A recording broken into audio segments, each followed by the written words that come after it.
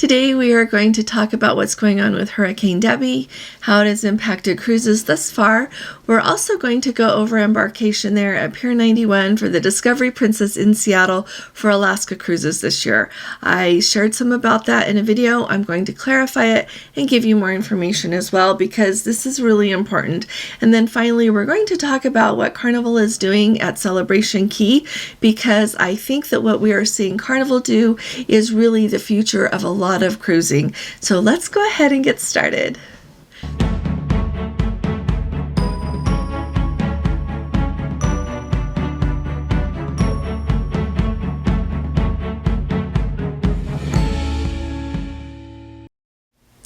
Hi there, this is Allison with Let's Go Travel Tips. Today is Monday, it is August 5th of 2025, and you can see I'm back at headquarters here. We had a really wonderful week aboard the Discovery Princess this last week. If you're new around here, we sailed round trip from Seattle up to Alaska and had an absolutely wonderful time. I've got a lot to tell you about going to Alaska on Princess, about everything that happened on the cruise, everything, lots and lots to tell you. So start watching for that tomorrow and join us for our live this evening. We're going to start at 8 p.m. Eastern time. So here's what I wanted to talk about first with Hurricane Debby. So Hurricane Debby made landfall this morning, and they have been tracking that storm for a long time. Hurricane hit the coast this morning about 7:30 near Steinhatchee, Florida. And so first of all, I think it's important that we keep all of the people who are in the path of that hurricane, and as it becomes more of a storm again, everyone in our thoughts and prayers, because it's a really big deal when a hurricane comes through. The second thing I want to make you aware of is how it has impacted cruises thus far. So it's important to know that cruises that are sailing out of the rest of Florida, except for Tampa, have not been affected thus far. I have even been keeping an eye on what they're saying over in Jacksonville, because when you look at the storm, I was thinking, oh, maybe cruises in Jacksonville could be affected, but I have not heard any information coming out about any delays or anything going on in Jacksonville with that. So if you are going to be sailing out of like your Miami, Fort Lauderdale, Port Canaveral, that whole, everywhere else basically, I don't think you need to worry about any delays or impact from the storm. As far as what has happened so far with what has been affected by Hurricane Debby, the Carnival Paradise delayed returning to Port Tampa, so they were late getting back. Margaritaville at Sea, their Islander, is staying out at sea away from Hurricane Debby, and so they're going to be late getting back, and then the next cruise is going to be shortened a little bit. And then finally, the Carnival Elation returned to the home port a day early, and the following cruise departed early. So that cruise was shortened, and the next cruise is a little bit longer. So I will keep my eye on what is going and keep you up to date as more things unfold with Hurricane Debby. Now, what's going on with checking in there at Pier 91 with the Discovery Princess? In my video, I shared with you about how when we arrived, there was a very, very, very long line of passengers waiting to check their luggage in to be able to board the Discovery Princess. If you have never been on a cruise yet or sailed out, when you arrive at the port, you have to turn in your luggage to the port valets there. And then it will show up in your stateroom later that day. And as you arrive at the port there, with having your own luggage, you have to get in line to do that. A lot of times, in a lot of the ports, there is not a long wait at all. You basically pull up, get out of your taxi or your Uber, and there are people waiting right there to hand your luggage to. But that was not the case when we embarked on July 27th on the Discovery Princess. A huge line of people waiting. So anyone that had come on a taxi or a private car service or an Uber who had gotten really to the port in any way other than on a Princess transfer was in this really long line. And so when we as we came in, we were getting there at about 11 o'clock in the morning. And like I said, the line was huge. We had taken the Princess Transfer from SeaTac over, flown in the night before, stayed at a hotel right there by the airport, gone back to the airport, hopped on the Princess Transfer, and so they manage your luggage for you. So when we arrived at the port there, we were able to just get off the bus and go get in line inside the terminal to embark on the cruise. It worked very, very smoothly. But if people had arrived otherwise, they had to stand in the long line. So you think about, what do I need to do not to have that problem? So one thing you can do is to arrive early. I would say get to the port by 10 in the morning if you don't want to have to stand in a line like that. I really do think that that early arrival will make a big difference. You look at what time the embarkation window is that they give you for the cruises, and if you get there before that, it's going to be way less crowded. We had left our hotel at about 9:15 to get, and so by the time we left the hotel, took the shuttle back over, and we did not go to baggage claim like I shared in my video. If you haven't seen my video, go back and watch that, and Gordon will link it. But we did not go clear back to baggage claim. They let you off from the hotels. They will let you off and point you in the direction to go get checked in to get on the shuttle. So right when you get there, they will take your luggage, even though it's not the baggage claim area. But even with doing all that, we were not getting out there to the port until 11 o'clock. And so were a whole lot of other people. So get there early. And especially if you don't want to take a transfer. If you want to take a transfer and you want to be there early, they start running transfers back to the ship really early. They start bringing guests over, and as soon as they can fill up those buses to go back, they do. So you can catch an earlier transfer that way. Usually I do that. I was just catching up on some things I needed to do before we left our room, so we were later than we intended to be. So get there early. Either have the car service that you're taking take you early, get an early taxi, get an early Uber. Here's an important thing to know about Uber. There, and I've mentioned this before, there at Pier 91, you cannot pull up to the terminal there in an Uber or any other app-based ride. They have a drop-off area that is far out. It's kind of far if you ask my opinion, and I've got video from it from when we were leaving. I hadn't caught it, but they drop you off, and then you either walk up, or if you've got so much luggage that you don't want to manage your own luggage with that, there's a shuttle if you don't want to have to walk up pulling your luggage. So I really don't recommend an Uber or any other app-based way to get to that cruise port. I would definitely do a taxi. A lot of people want to book, a lot of the hotels there over by SeaTac and some of the other ones will run shuttles that take you from the hotel that you're staying at over to the cruise port. That's okay if you want to do that. Now, they're not going to manage your luggage like the Princess Transfers do, okay? But if you want to do that, pay attention to what time they take you. The hotels that we have stayed at, I have never seen, and I can easily say never, I have never seen them taking guests before 10 a.m.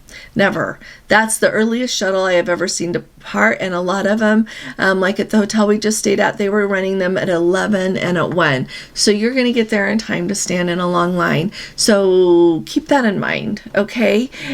So if you are someone that doesn't want to walk very far in the airport to get where you need to get the transfer, or you're thinking, what am I going to do? I would take a taxi early. That's what I would do. I wouldn't worry about booking it with the hotel that I'm staying at. I would just take an early taxi. You get there early, get there by 10 o'clock, get in there, and if you have to sit and wait a few minutes, you can do it. When we got on board ship, the staterooms were ready at 1 p.m. So if you still have questions about all of that, let me know. But I think really the key is to getting there early. Take a taxi if you're not going to take the Princess Transfer. And I don't work for Princess. I don't get anything if you take a transfer, but I really like that option as far as how Gordon and I do it. We've also taken the transfer with Holland America, and it works smoothly as well. I wish I would have paid attention to see if there was a long line for people to hand over their luggage for Holland America, but I didn't. I think that there probably was because there were so many people waiting, but There you go. Now, the last thing, so let's talk about what's going on with the cruise industry. Every once in a while, very often actually, I like to stand back and look and see what the trends are and how things are going. And one of them that I have spoken with you about before is really the whole idea that a cruise is not only visiting different places, but it is a vacation all in one, very much all-inclusive, like you think of an all-inclusive resort, offering so much more than just food and shows, entertainment. So Celebration Key is Carnival's new private island. And as we go along and it gets closer and closer to when it opens, which is next July 2025, they are announcing a lot of different things that are going to be available on that island. So they have just made the announcement, it was actually on August 1st, so it was on Thursday, that they are going to have an area, and it's called Pearl Cove Beach Club. And it is for guests who are aged 18 and over, and it sounds pretty fancy, actually. It's, when you look at Celebration Key, if you're wondering where it's located, it's over on the western side of the island, and they are going to have it so that you can have shore excursions there, so you can rent super villas. Wait till I tell you about those. Cabanas and day beds, and they actually have opened up the booking. So if you are going to go on a cruise on Carnival and you're going in July 2025, you can actually start booking all of the things that I'm telling you about here. And so they're going to have, like, they've got pools there, they've got beach area, and they've got like a swim up bar, they've got a huge infinity pool that's going to be part of that, and it sounds like it's going to be a really nice area. And so it says here, let me tell you exactly what it says. They're going, like I said, that infinity pool with a large sun shelf. They've got water loungers. I love water loungers. A swim up bar. They've got the umbrellas. And like I said, the day beds. They talk about having a DJ, and it says that they are going to play tropical lounge music that is going to be setting the tone for lounging and a nice socializing. So when you do this, there are 3 options if you want to book to go to the Pearl Cove Beach Club. You can either just book the club access with a welcome drink. So if you do that, you can just sit down, on a lounger. You can use the pools. You can pay for any food that you want to, buy any drinks you want, have a lovely day there. Like I said, just experience everything. Or you can have the club access plus an open bar, which gives you a maximum of 10 drinks, which that sounds, they probably do a maximum of 10 drinks to help people not drink too much because you're just there for the day. But that includes the drinks, and I haven't seen the pricing on this yet, by the way. And then the third level, you get to have, it's called the all-inclusive. You get the open bar, plus you get food from the Pearl Cove restaurant. So, if you don't book it, you can go ahead and buy whatever food that you want. They are also having it so that you can, so that's what they have there in the Pearl Cove Beach Club, but they are also opening the bookings for everyone who is going to visit Celebration Key, which is really exciting because up until now you haven't been able to book that.